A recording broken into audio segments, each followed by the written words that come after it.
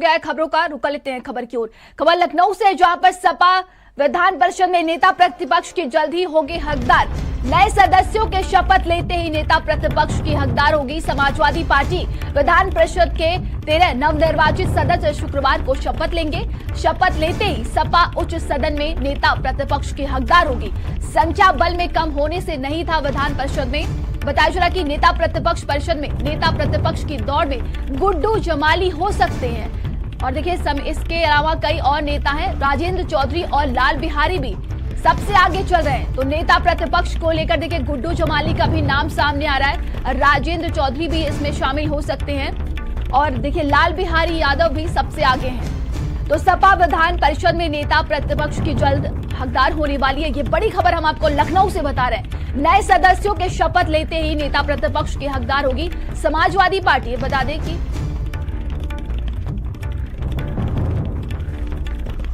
और ज्यादा जानकारी के साथ संवाददाता सिमाब हमारे साथ जुड़ गए हैं। सिमाब, देखिए नेता प्रतिपक्ष को लेकर लगातार चर्चाएं तेज हो गई हैं।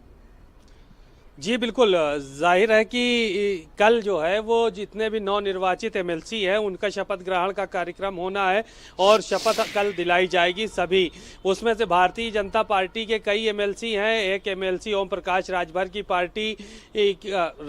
पार्टी का है, सुहेलदेव भारतीय समाज पार्टी का, और आशीष पटेल जो कि अपना दल एस से एमएलसी हैं, उनकी शपथ कल होनी है। उसमें से कई जो है वो समाजवादी पार्टी के भी एमएलसी हैं जिनको शपथ दिलाई जाएगी।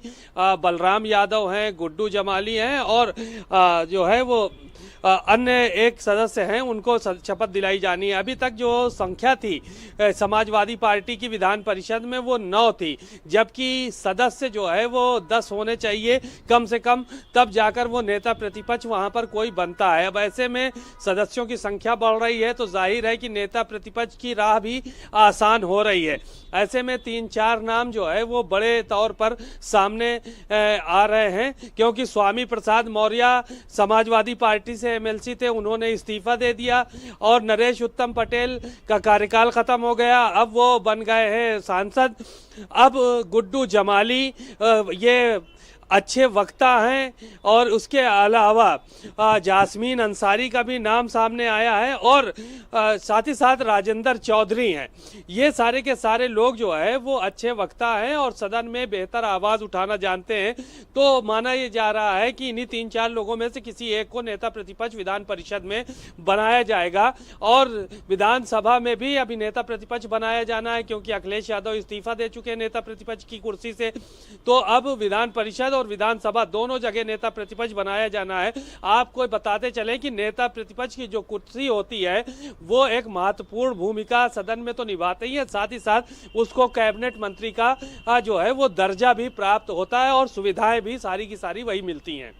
जी बिल्कुल सिमाप, देखा जाए तो शिवपाल यादव का भी नाम चर्चा में चल रहा था। फिलहाल जो आप नाम बता रहे हैं इसमें सबसे आगे किसको रखा जाएगा, क्या लगता है?